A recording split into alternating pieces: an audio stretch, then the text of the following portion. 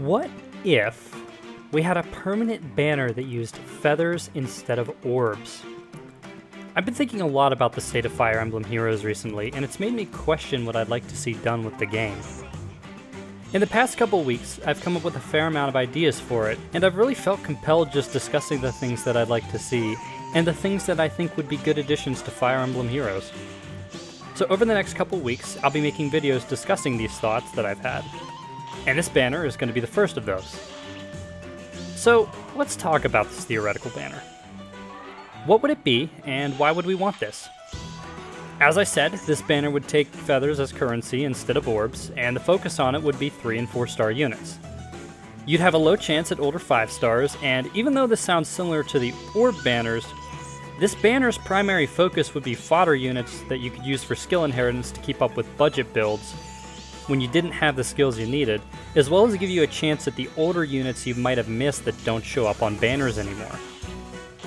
I know we have manuals now, but hear me out on this. I've got some good reasons why we could use this. And we'll start where it matters, with the 5 star units.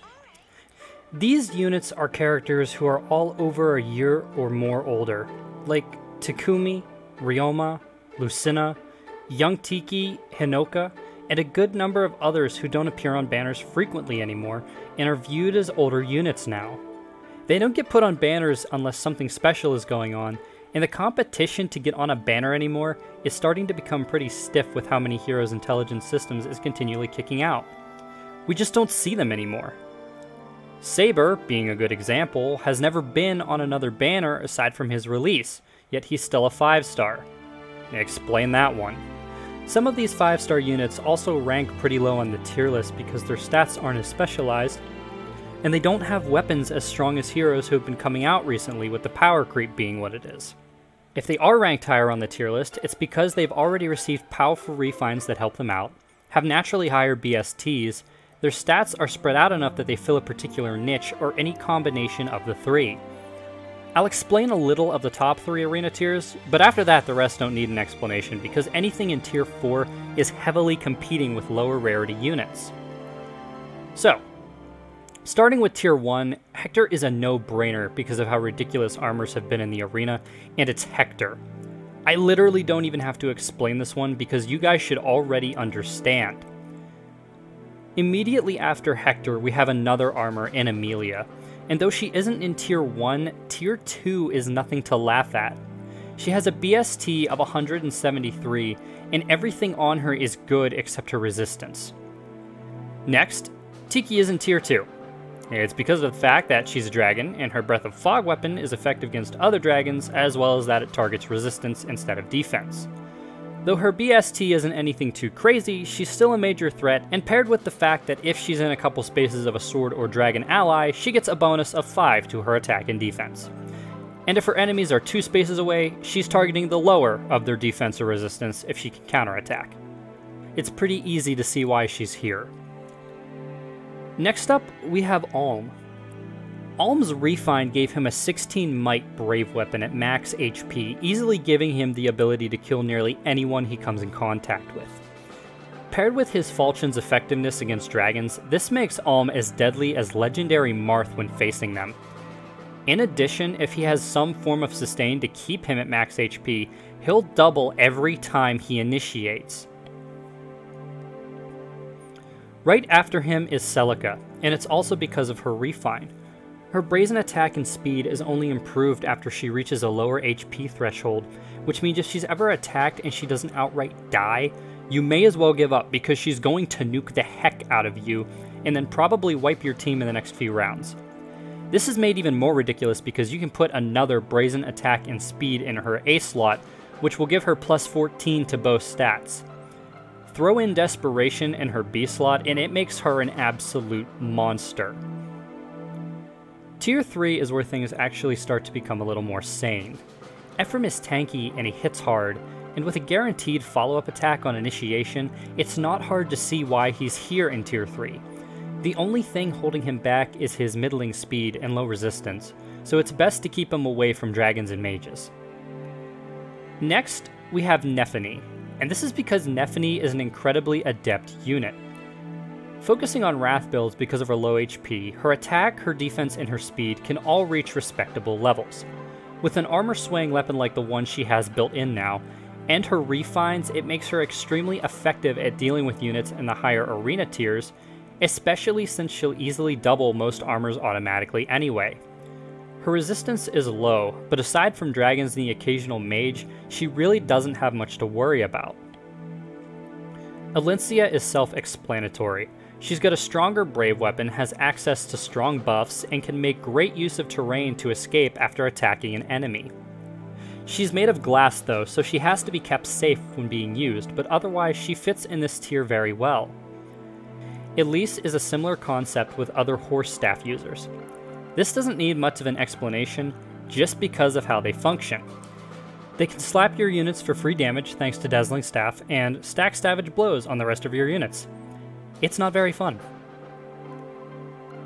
Corel falls into the same category as his sister Carla, Maya, and Ira, though he generally isn't considered as strong as them with a slightly lower, though still very high, speed and more middling attack stat. This doesn't make him any less potent though, and he can still easily shred units. Lindy is basically in the same line as Celica, though she doesn't get as high a stat boost from her weapon. This doesn't stop her from devastating enemies with her high attack and speed though, and she can easily clear reds and most blues with little to no resistance from them. Lucina is the last in Tier 3, and once again is in the same line as other offensive sword units. Her weapon refine only improves upon her attack and speed, while offering a small boost to survivability provided she has an ally beside her. This, paired with her natural ability to slay dragons, makes her a very strong unit. That finishes that though. Looking at Tier 4, this is where a grand majority of older units begin to fall, with some even reaching as low as Tier 7. This is the part that begins to show how badly some of these units need a weapon refine, and how badly spread out some of their stats are. I know I've already harped on Saber once before, but looking at him again, it's a wonder he hasn't been demoted. He's dependent on his special for damage, his balanced stat line rips away any niche he could possibly hope to fill, and his availability as a 5-star is severely undermined and hurting his potential because there's lower rarity units that do his job better. The guy's just in a pretty poor position, and it's painful to watch. Especially because he carried the heck out of Celica and her army in my Shadows of Valentia playthrough. I literally got this man to over 260 total stats by the time I killed Grima. It was crazy, he was soloing everything.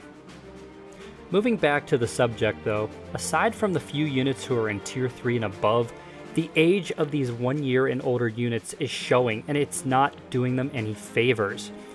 They kind of lost their place in the banners because of it, and they're becoming more of an afterthought for intelligence systems, who wants to focus on the new content they want to push out to us.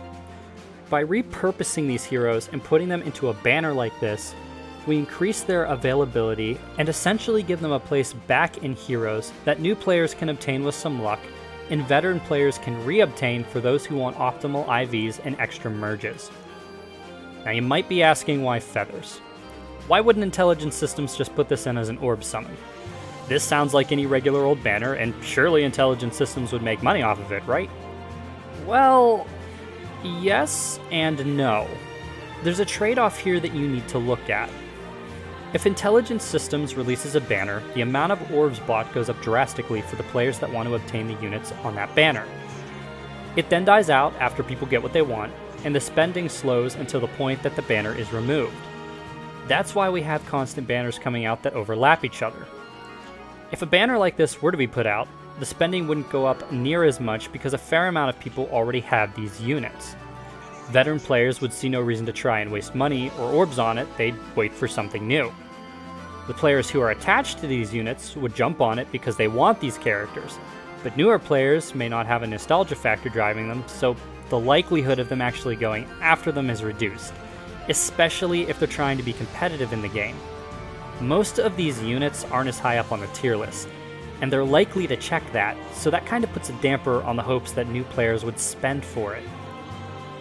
As a result, a banner like this is likely to have Intelligence Systems not gain as much money as any of the other banners, which is why we don't see many of these banners going on anymore unless there's an event going on based around these older units, or it's a focus summon for a skill or weapon they have. That's why I'm recommending feathers for this. And even after that, I've still got 2 more good reasons why I should be. 1, feathers are very valuable, and 2, it'll increase player longevity. The first reason is pretty self-explanatory. You need feathers in order to increase the rarity of your units. Feathers are a big deal in the game, and unlike orbs, feathers can't be bought directly. You either have to go through orbs and transfer units, or you've got to earn them. Because of this, they are less valuable than orbs, but they are still the second most valuable currency in the game, making them a good candidate for this kind of permanent summon. The second reason of increasing player longevity needs more of an explanation. If this theoretical banner were to exist, and a player were to spend feathers on it, it sets them back a little bit from their goal of upgrading their next unit. They're going to have to work harder and play more in order to earn back what they lost, causing them to possibly spend money for the arena or other game modes. They would also be compelled to spend these feathers in the first place because they love a certain character, and it's not behind a paywall at this point. It's behind a different, lower value currency. This makes it more appealing to try your luck in order to get that character, because compared to spending money on orbs, it's easier to view spending feathers as free. This essentially leads to a cycle. People spend feathers for these older 5-star units to fill out their unit list, or for nostalgia and the love of the unit. These people are then set back in their feather amount, causing them to play more or even buy more orbs for more units because they want to gain feathers as quickly as possible. Depending on how deeply the nostalgia runs on this, people may even buy orbs to summon units just to send them home for whatever units they're after on the feather banner. Either way, Intelligent Systems profits in more ways than one if they had put this up as an orb summon, and the players are happier and will stick with the game longer because they're being catered to more. Alright, now that we've got this covered, and you guys potentially think this is a good idea, let me explain how this would even be set up. Since there's a decent amount of older 5-star units, having the odds of a random one pop up hurts the chances a player will summon. So clearly the fix to this is we'd have to have a focus unit. A rotation of once per week would fit very well and would help to get these characters the limelight for a short period of time for those pursuing them. Moving to spending, I'm thinking 500 is a good starting amount, and then lowering the amount to 400, with the last being 300, would be fair. This essentially amounts to 2,000 feathers for a full round of summoning. This actually sounds kind of steep until you realize you can send back characters you summon for 150 or 300 feathers. In the worst case scenario, a round of summoning would cost 1,250 feathers, while in the best case it would only cost about 500. With that said, if Intelligent Systems was feeling generous, the summoning could even start as low as 400 and then drop to 300 and 200 respectively. This would eventually cause you to break even on summons where you pulled only unwanted 4 stars, and to only lose 750 feathers when you pulled only unwanted 3 stars. Moving on to 5-star summon chances, this would increase slower than the orb summons. I'm thinking about 2 times as slowly. And the percent chance of a 5-star would start out even lower. Maybe 1% or potentially 2%. It would increase indefinitely even across banner rotations until a 5-star was dropped. Now as for what 5-star units would be available to be summoned, I'm thinking this is a good initial list.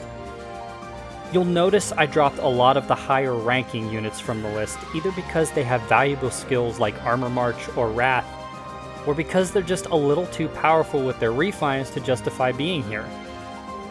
Amelia honestly is arguable, because people really would like to build armor teams at this point, so if they included Amelia in this summon, I honestly wouldn't have any qualms about it. Young Tiki is also an exception to this because you never see her in the arena. It's always her counterpart, Adult Tiki, who is equally as effective as her, yet is a lower rarity. Obviously, if they have plans for certain units for refines, they don't need to be here. But Takumi and potentially Ike and Ryoma should. Takumi has already had his weapon refined, and it really hasn't done much to help him. In addition to that, if people wanted his close counter skill, they most likely already have it thanks to how often he used to be in the banners. Ike and Ryoma have distant counter built into their weapons, and anything they get, their legendary counterparts will most certainly get, and it would easily spike them into being broken if the refines were too strong.